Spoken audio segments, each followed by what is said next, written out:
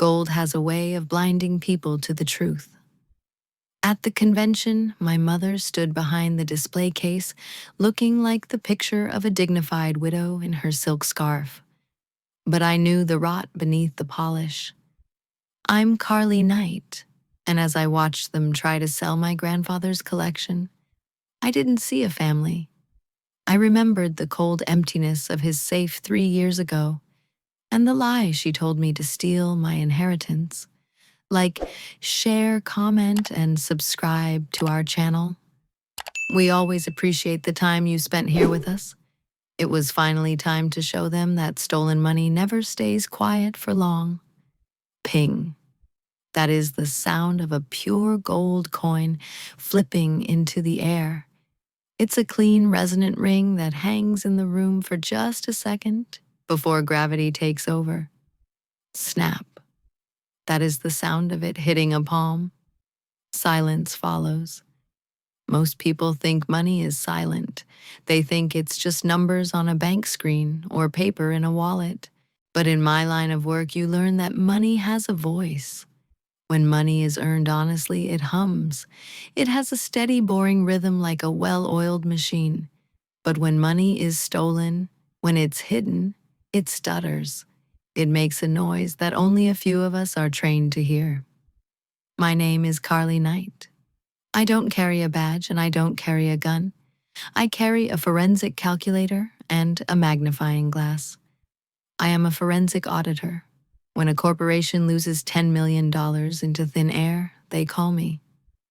When a business partnership dissolves and the numbers don't add up, I'm the one who finds the missing pieces. I track assets. I find the truth buried under layers of spreadsheets and lies. I am very good at my job. My life in this city reflects that success. I live on the 18th floor of a quiet building overlooking the park. It is an orderly life. My apartment is clean, filled with books and simple, sturdy furniture. I don't like clutter. I manage a portfolio worth over $50 million for my clients. Yet my own kitchen table is a simple oak piece I bought at an estate sale. I have enough money to buy a yacht or a flashy sports car, but I don't. I value dignity over display. I value truth over luxury.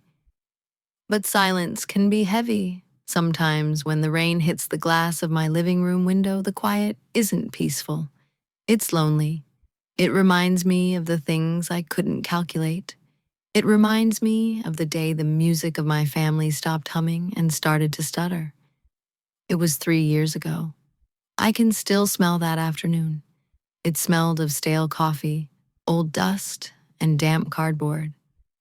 We were in my grandfather's study packing up his life. He had passed away 2 weeks prior, leaving behind a legacy of hard work and a house full of memories. The sound of packing tape ripping off the roll, zzzrt, is one of the harshest sounds in the world. It sounds like finality. I was taping up a box of his encyclopedias when I realized something was wrong.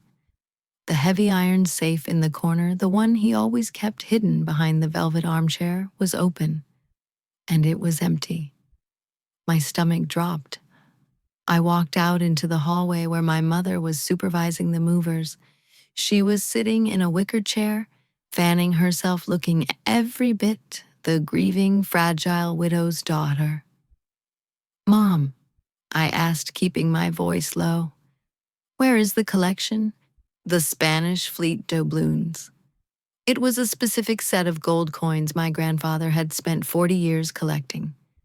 He had appraised them at nearly $2 million just a year before he died. He used to tell me they were our insurance policy, a safety net for the whole family. My mother looked up at me. Her eyes were watery, red-rimmed. She brought a handkerchief to her nose. "Oh, Carly, don't start with the questions." My head is splitting. "I need to know, Mom. The safe is empty. Did the lawyers take them for the inventory?" She waved her hand dismissively, a flutter of weakness. "Your grandfather, he must have sold them months ago. He was confused at the end, you know that. He probably sold them for pennies to some stranger. He wouldn't, I said, feeling a cold prickle on the back of my neck. He loved those coins. He tracked their value every week. Well, they are gone, she snapped, her voice suddenly sharp, before softening again into a whine. My memory isn't what it used to be, Carly. The stress, it's making me foggy. Why do you always have to be so suspicious? Can't you see I'm grieving? I wanted to believe her. I wanted to believe that grief makes people forgetful. But the math didn't work. The confirmation came a week later. I was walking to the subway when a horn honked. I looked up to see a pearl-white brand-new luxury SUV idling at the curb. The window rolled down, and there was my younger sister, Lena. She was wearing sunglasses that probably cost more than my first car. Get in, loser, she laughed, revving the engine. Lena worked part-time as a receptionist. She had zero savings. She was always asking me for loans to pay her phone bill. Whose car is this? I asked, staring at the leather seats. Mine, she squealed. Mom helped me out with the down payment. Said I deserved a treat after a hard year. The pieces clicked together like a majestic, terrible puzzle. The lost coins, the foggy memory, the sudden influx of cash. They had stolen the inheritance, my share, the estate's share, and they were liquidating it to buy toys. When I confronted them, it wasn't a debate. It was an execution of my character. They didn't deny it with facts. They denied it with emotion. They called me cruel. They told the extended family I was harassing a grieving old woman. My aunt called me to say I should be ashamed of myself. You care more about money than your own mother. Lena had sneered at me. They shunned me. They cut me out. And because I had no proof, no paper trail, no receipt, I had to take it. I had to swallow the injustice and walk away. I focused on my work. I focused on catching strangers in lies because I couldn't catch my own family. That brings me to this morning. It was a Wednesday. I was drinking black coffee, looking over the quarterly catalog for the National Numismatic Exchange. It's a high-end convention for coin collectors happening right here in the city this weekend. It's a place for serious historians, not casual hobbyists. I flipped the page to the private collections section. Lot Spammer 402. The Castaway Collection. The photo showed 3 gold doubloons resting on black velvet. They were listed under a pseudonym, The Estate of A. Smith. My heart hammered against my ribs.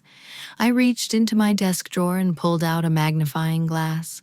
I leaned over the catalog, squinting at the 3rd coin in the row. There it was. On the rim of the coin, right near the date stamp, was a scratch. It wasn't a straight line.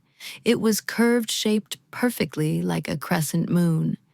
My grandfather had dropped that coin on the patio when I was 10 years old. He had cried over that scratch. He showed it to me and said, "Carly, this mark makes it ours. Nobody else has a moon on their money." A cold calm washed over me. The stuttering sound of stolen money was suddenly deafening. They hadn't sold them all. They were still trying to offload the most valuable pieces. My mother and Lena were in the city, and they were walking into a room full of experts to sell stolen property. I closed the catalog. I took a slow sip of my coffee. They thought I was just a bitter daughter who would eventually give up. They forgot what I do for a living. I don't give up. I audit. And it was finally time to balance the books. Don't be shy to share your thoughts. Your story might inspire our future episodes. The National Numismatic Exchange was held in the grand ballroom of the eccentric Hotel Sterling. It was a place built for whispers, not shouting. The moment I walked through the double doors, the temperature dropped.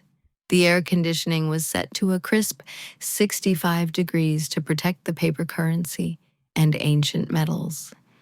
The air smelled of old velvet brass polish and that specific dusty scent of history that clings to things that have been touched by 1,000 hands. It was quiet, not the silence of an empty room, but the hushed reverence of a library. The people here were serious. They were historians, investors, and archivists. Men in tweed jackets peered through loops at Roman denarii. Women in sensible shoes discussed the inflation rates of the Weimar Republic. I adjusted my blazer. I had dressed to blend in charcoal suit hair, pulled back tight, no jewelry. I wasn't here as a daughter. I was here as a professional. I moved along the perimeter of the room, keeping my head down, scanning the aisle numbers. 300, 350, 400. Then I saw them. Booth 402. My breath hitched in my throat just for a second. It is a strange physical sensation to see the people who broke your heart acting as if the world is perfectly normal. My mother was standing behind the glass display case. 3 years ago, when I asked about the missing safe, she had been slumped in a chair clutching a handkerchief, claiming her knees were too weak to stand. She had played the role of the frail, confused widow to perfection. Today, the frailty was gone. She was standing tall, her posture perfect. She was wearing a silk scarf. I recognized it was a Hermes print my father had bought her for their 30th anniversary. Her hair was dyed a fresh, vibrant chestnut, and she was smiling, charming a potential buyer, with a grace she had denied me for years. There was no confusion in her eyes. There was only calculation. And next to her was Lena. If the convention was a black and white movie, Lena was a neon sign. She looked completely out of place. She was wearing a bright red designer dress that was too short for the occasion, and gold hoop earrings that caught the light aggressively. I leaned against a pillar 50 feet away, pretending to check my phone. I watched them. Lena was nervous. I could see it in her hands. She was tapping her long, manicured fingernails on the glass case. She kept checking her phone, then looking at the entrance, then back at her phone. She looked like a woman running out of time. I knew why. Before I came here, I did what I always do. I ran the numbers. I had pulled Lena's credit report that morning. It was a disaster of red ink. Maxed out credit cards, a car loan that was 60 days past due, and a notification of $12,000 in back taxes. The luxury SUV she had bought with the first wave of stolen money was likely weeks away from repossession. She wasn't here to honor our grandfather's legacy. She was here because she was broke.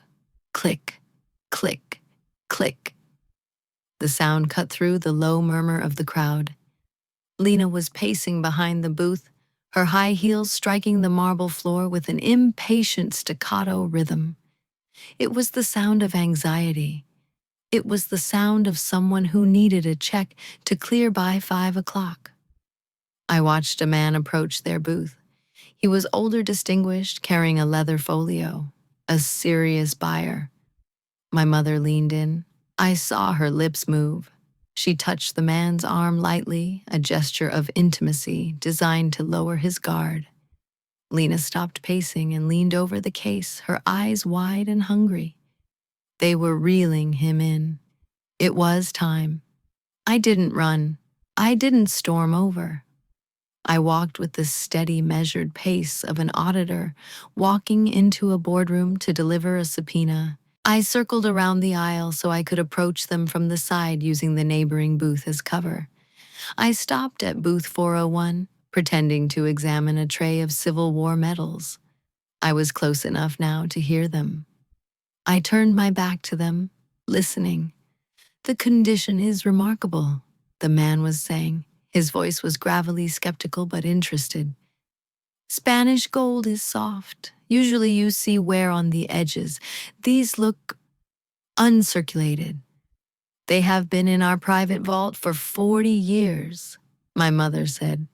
Her voice was smooth like warm honey. My late husband was very particular. He never let anyone touch them without gloves. We rarely brought them out. And the provenance? The man asked. Do you have the papers? Of course, my mother lied. We have the original auction certificates from 1982. They've been in the family ever since, untouched. We just want a quick sale, Lena interrupted. Her voice was too high, too fast. She lacked mother's polish. We're liquidating the estate to pay for medical bills for Mom. I stiffened. Medical bills. The audacity of the lie was breathtaking. My mother looked healthier than she had in a decade. So, if we can agree on a price today, Lena continued pushing, we would prefer a wire transfer or cash. We can discount for cash. That was the red flag. In the world of high-end numismatics, asking for cash on $1 million transaction screams illicit. The buyer hesitated. I would need to have them authenticated by a third party before I move that kind of liquidity. Oh, there's no need for that, my mother said quickly, her laugh tinkering like brittle glass. We are honest people, Mr. Sterling. My husband was a pillar of the community. I turned around. I took 2 steps and entered their circle. Actually, I said, my voice projecting, clearly cutting through their negotiation, I think authentication is an excellent idea. The silence that followed was absolute. Lena looked up.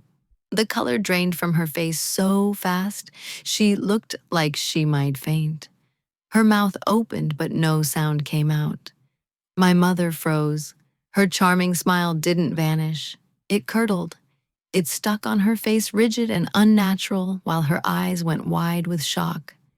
I didn't look at them. I looked at the buyer.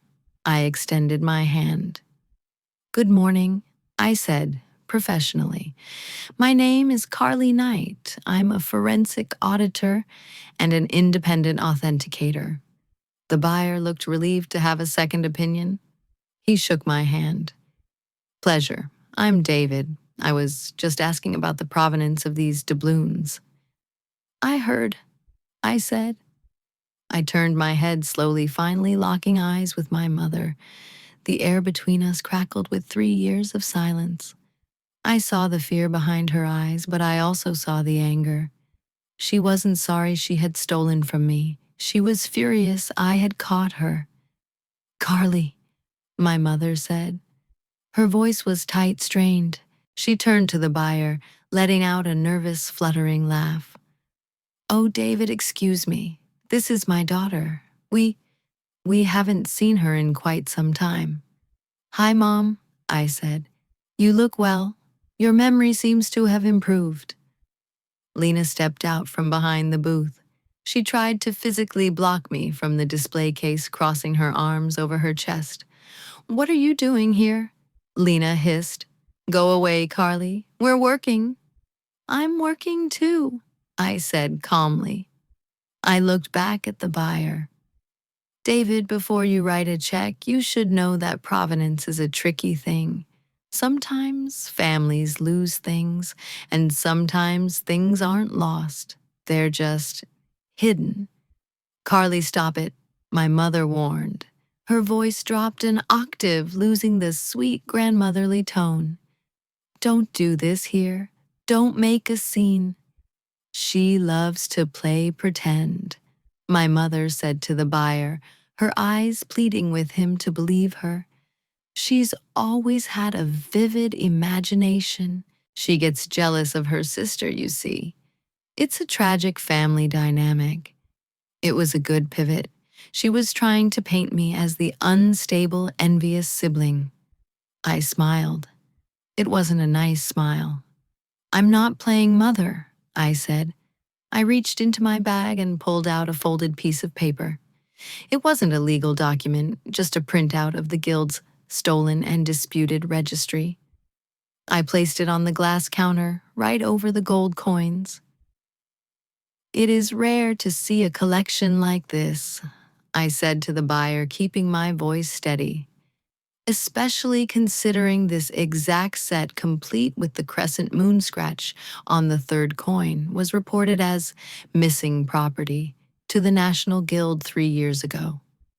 The buyer took a step back. He looked from the paper to my mother, then to the coins. Missing, he asked, his tone cooling instantly. Stolen, I corrected. That's a lie, Lena shouted, her voice cracked, drawing the attention of the booth across the aisle. It's our inheritance. She's lying. She just wants a cut of the money. I don't want the money, Lena, I said softly.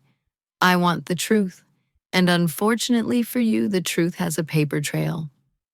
I watched the trap snap shut. They had presented the coins for sale. They had claimed ownership in front of a witness. And now they had been formally challenged. There was no way for them to back out now without admitting guilt. Don't be shy to share your thoughts. Your story might inspire our future episodes. My mother stared at the paper on the glass.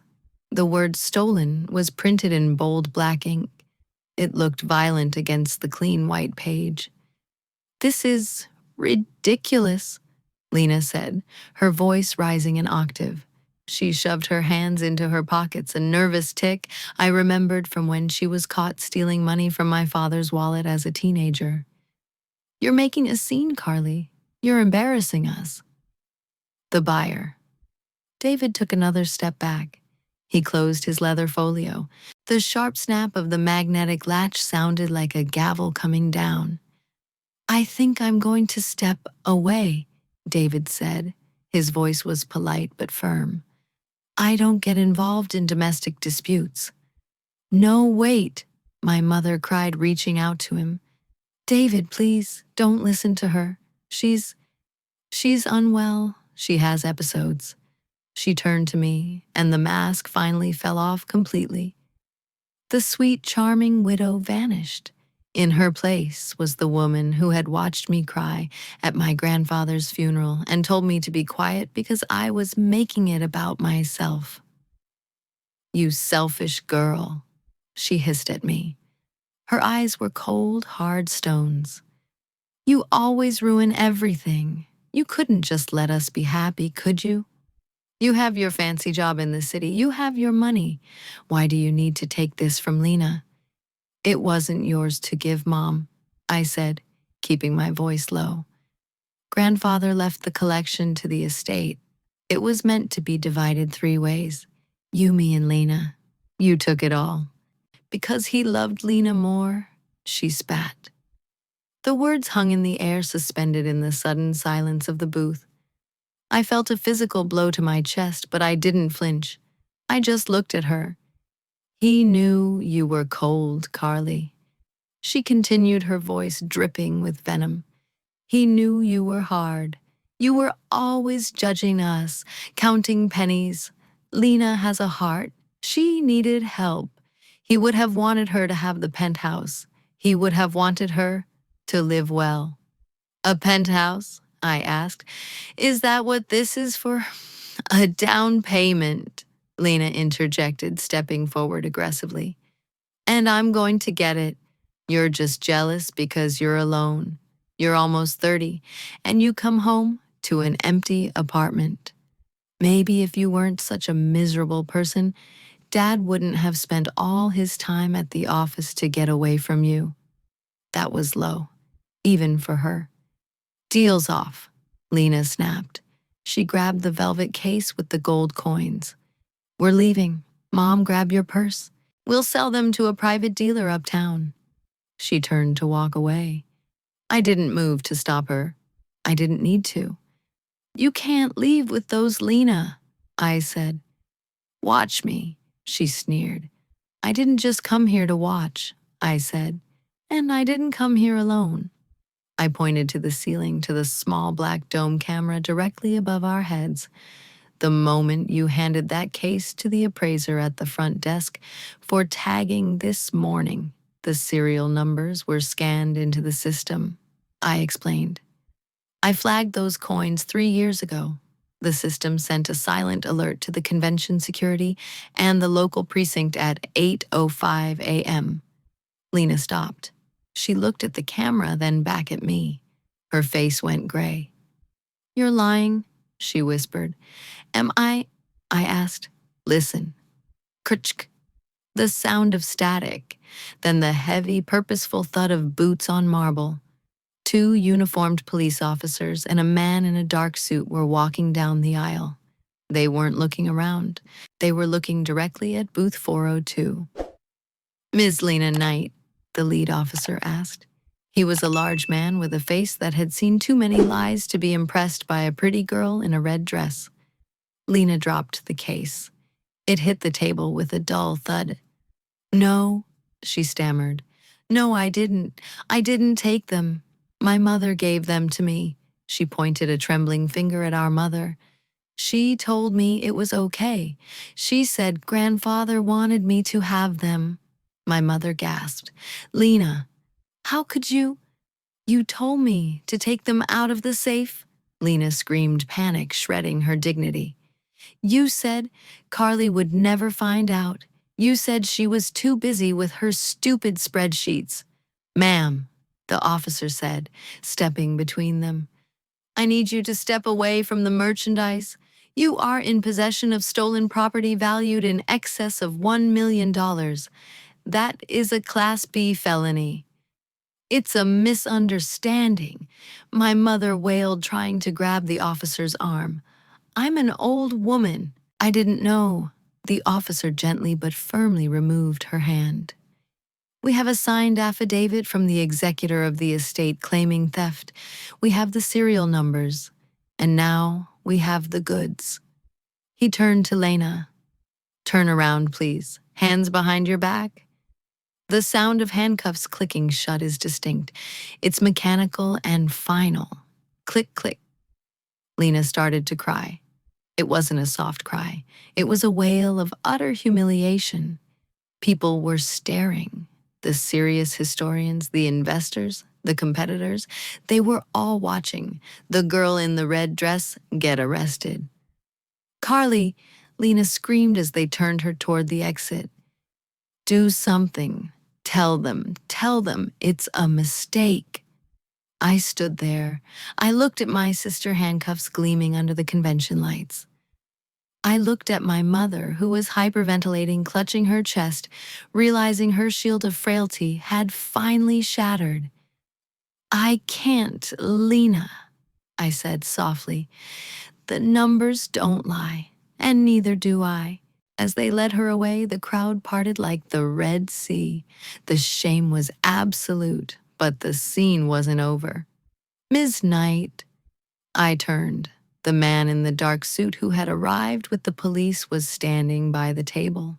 He wasn't a cop. He was the convention director. "There is someone who wishes to speak with you," he said.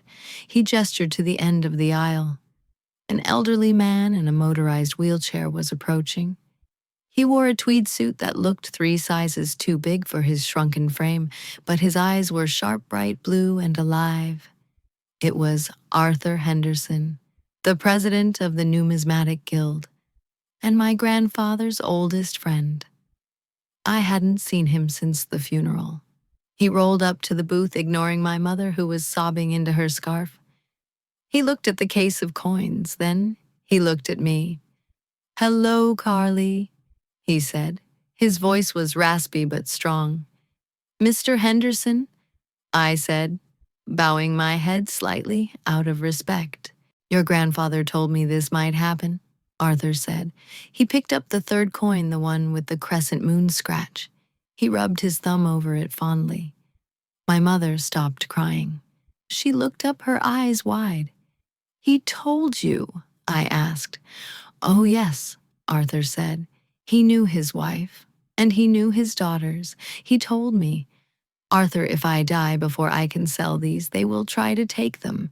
They will try to cut Carly out.'" He looked at my mother with a look of profound disappointment.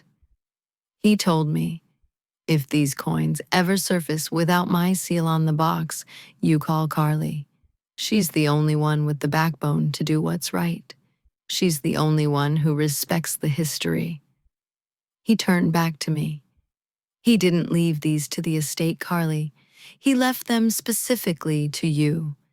In a codicil filed with the guild, not the lawyers. He knew you were the guardian." I felt tears prick my eyes for the first time. I wasn't cold. I wasn't hard. My grandfather had seen me. He had trusted me. "I did my best, Arthur," I whispered. "You did," he said. "And now you have a choice to make." He nodded toward the exit where the police were holding Lena and my mother. "The guild is satisfied with the recovery," Arthur said. "But the criminal charges? That's up to you. You are the victim. You can press charges and send them away for a long time." Or he let the sentence hang. I looked at the empty hallway where my family had been dragged away. I held the power now. Total, absolute power. I could crush them. I could vindicate every hurt feeling, every lonely dinner, every insult they had thrown at me for 3 years. I looked at the coins. They hummed with a clean, heavy sound. "I need a moment," I said. Arthur nodded. "Take your time, my dear. Justice is rarely a sprint. Don't be shy to share your thoughts. Your story might inspire our future episodes." The silence that followed wasn't empty. It was heavy. It was the kind of silence that rings in your ears after a siren cuts out.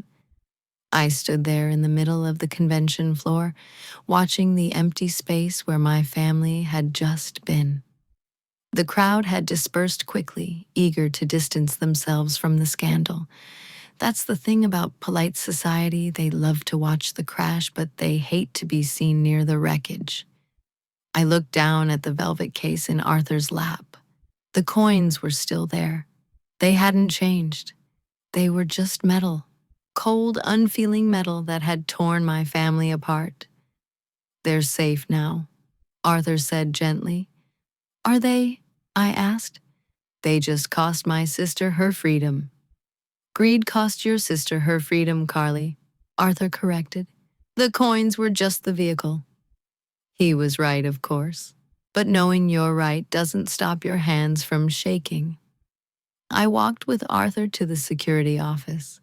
It was a sterile, windowless room in the basement of the hotel. The walls were painted a depressing shade of beige, and the air smelled of stale coffee and floor wax. My mother was sitting on a metal folding chair. She looked small. The vibrant, confident woman from the booth was gone. In her place was a terrified, aging woman who had realized, perhaps for the first time, that actions have consequences. Lena was in the holding cell adjacent to the office. I could see her through the reinforced glass. She wasn't screaming anymore. She was sitting on the bench, her face buried in her hands, her shoulders shaking. When my mother saw me, she stood up. "Carly," she said. Her voice was cracked. "Carly, thank God. You have to tell them. You have to tell them to let her go." I didn't answer immediately. I walked over to the desk where the lead detective was filling out paperwork. "What is the status?" I asked him. "Grand larceny," he said without looking up.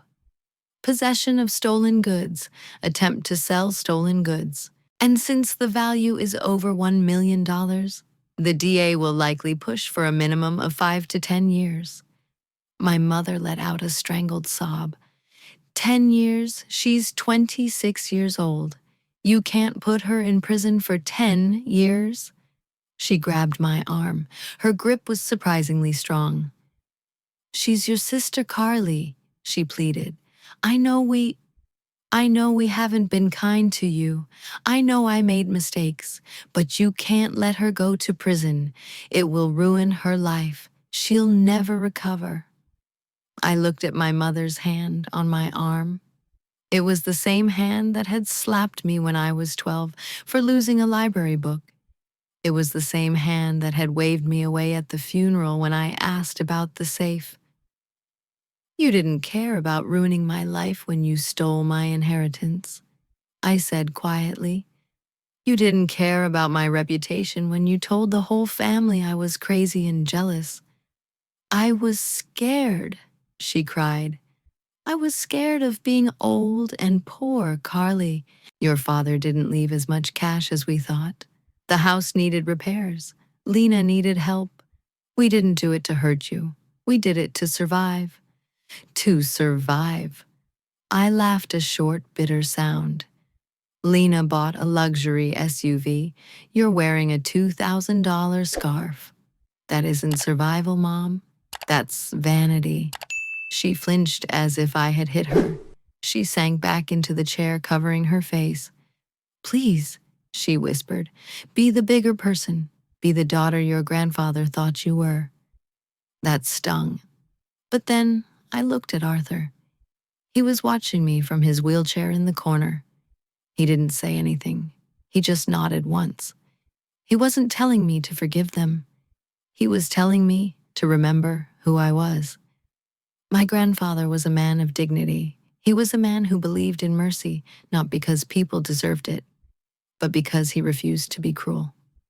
If I sent my sister to prison, if I dragged our family name through a public trial, I would be getting justice, but I would also be becoming like them, vindictive, hard. I looked through the glass at Lena. She looked up. Her mascara was smeared down her cheeks.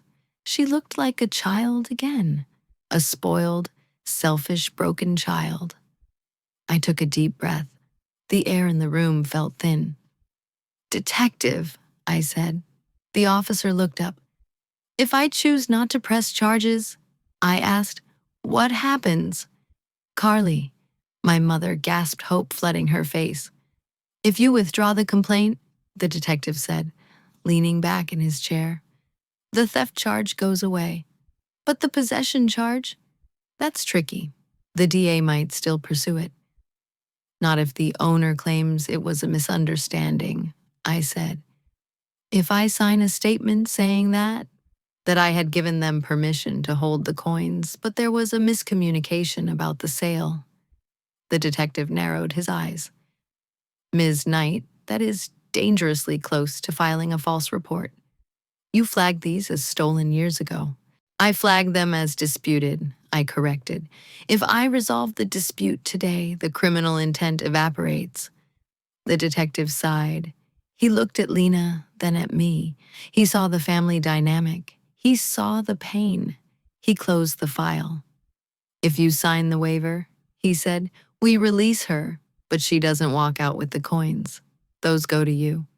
Of course, I said. I turned to my mother. She was weeping with relief. She reached out to hug me. Don't, I said, stepping back. I wasn't doing this for a hug, and I certainly wasn't doing it for free. I am going to save her, I said, my voice cold and flat. But there is a price. My mother froze. A price? Lena bought a penthouse, I said, with the money from the first coin she sold. The one you told me was lost. She put a down payment on it. My mother stammered. She closes on it next week. She's not going to close on it, I said. She is going to sign the purchase agreement over to me today. But that's her home, my mother cried. She's already picked out the furniture. She can live in an apartment she can afford, I said. She stole from me to buy that place. I am taking it back. That is the deal. She signs over the property, or she goes to prison for 10 years. I looked at the holding cell. Lena was pressing her hand against the glass, watching us. She couldn't hear the words, but she could see the look on my face. Go ask her, I told my mother. Ask her if she wants a penthouse or a prison cell. My mother went to the glass. She spoke to Lena through the intercom. I watched Lena's face crumble. She screamed. She shook her head. But then she looked around the concrete cell. She looked at the handcuffs on the bench. Slowly, painfully, she nodded. It was done. I walked over to Arthur. You're letting them go, he said. It wasn't a question. I'm letting them go, I confirmed, but I'm not letting them win. That, Arthur smiled, is exactly what he would have done. I looked at the coins in his lap one last time. They didn't stutter anymore. They were just quiet. Sometimes the hardest part of a family fight isn't the screaming. It's the silence that comes after you realize you can never go back to how things were. You can forgive, maybe, but you can't forget. And sometimes you have to pay a very high price just to be able to walk away with your head held high. Don't be shy to share your thoughts. Your story might inspire our future episodes. The pen made a dry scratching sound against the paper. Scritch, scratch. It was the only sound in the room. Lena sat across from me at the metal table. Her handcuffs had been removed, but she was still rubbing her wrists, staring down at the document I had placed in front of her. It wasn't a police confession. It was a quitclaim deed. Sign it, I said, softly. Lena picked up the pen. Her hand was shaking so badly that the tip of the pen tapped a nervous rhythm against the table. She looked at me one last time, her eyes red and swollen. There was no defiance left in her. There was only the hollow, exhausting realization that the game was over. She signed. In that signature, she signed away the penthouse on the Upper East Side. She signed away the marble countertops, the floor-to-ceiling windows, and the life of luxury she had stolen from our grandfather's legacy to buy. She pushed the paper toward me. "Are we done?" she whispered. Her voice was raspy. "We are," I said. I took the paper and slid it into my briefcase. "The complaint has been withdrawn. The officers are processing the release forms now. You can go." Lena stood up. She didn't say thank you. She didn't apologize. She just walked to the door looking smaller than I had ever seen her. She was free, but she was starting over from zero. My mother was waiting in the hallway. When Lena came out, my mother rushed to her, hugging her fiercely. Then she looked over Lena's shoulder at me. Her expression was a complicated mix of relief and fear. She knew she had escaped a prison sentence, but she also knew the dynamic had shifted forever. I walked past them. I didn't stop to lecture them. I didn't stop to say goodbye. There was nothing left to say. The silence between us was the final verdict. 2 weeks later, the sale of the penthouse closed. The real estate market was hot, and I sold the property for a profit. It was a substantial sum, enough to buy a house in the Hamptons, enough to travel the world for a decade. But I didn't keep a dime of it. I took the check directly to the offices of Oakwood Manor. It is the premier assisted living facility in the state. It has manicured gardens, private chefs, and round-the-clock nursing care. It is a beautiful place. It is also a very secure place. I set up an irrevocable trust in my mother's name. The irony wasn't lost on me as I signed the papers. For 3 years, my mother had feigned frailty. She had claimed her memory was failing, that she was confused, that she was a helpless old woman who didn't know what happened to a safe full of gold coins. She used that lie to steal. She used that lie to hide. So I decided to treat her exactly as she claimed to be. I paid for her care in full for the rest of her life. She would have the best doctors. She would have warm meals. She would be safe. But she would also be monitored. She would no longer have control over her finances. The trust would handle everything. She would no longer be able to lose assets or be confused about money. I gave her the safety she claimed she needed, and in doing so, I took away the independence she had abused. It was an act of kindness, but it was also a cage. A very comfortable, very expensive cage. When I walked out of the administrator's office, it was raining. It wasn't a storm. It was just a steady cleansing wash that turned the city streets into mirrors reflecting the gray sky. I stood on the sidewalk for a moment, letting the water hit my face. I adjusted my collar. I thought about my grandfather. I thought about the crescent moon scratch on the gold coin. He had built a legacy of hard work and integrity. He hadn't left me the coins so I could be rich. He had left them to me because he knew I was the only one who wouldn't let the gold change who I was. Revenge is a heavy thing to carry. It's a loud clanging weight that demands attention. It screams for you to hurt the people who hurt you. It tells you that justice only counts if the other person is destroyed. But as I stood there in the rain, I realized that true power isn't about destruction. It's about resolution. I could have sent my sister to prison. I could have watched her rot in a cell for 10 years.